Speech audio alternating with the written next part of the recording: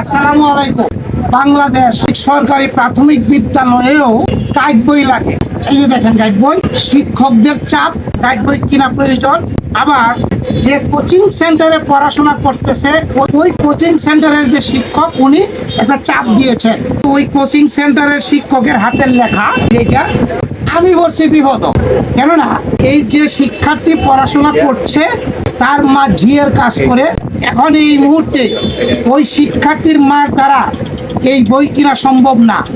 এই জন্যই সে অসহায়ত্বের মতো আমার কাছে গতকালকে আসছিল, আজকেও আসছিল। আমার কাছেও টাকা নেই, মনিটাইজ পেয়েছি কিন্তু কামাই এখনো হয় নাই।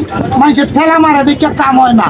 এই মুহূর্তে না ভাইলিয়া আমি একটা বই কিনা দিতাছি, কেমন লাগতেছে, কি করবো, পড়ার কিছু নাই।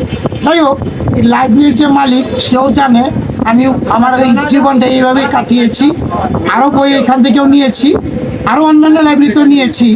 তো যাই হোক, সে মনে হয় একটু কম রাখছে, কই ধরতাম না। আমি চাইতেছি আরো 50 টাকা কম দিতাম, আমরা কিনা কই খালি না।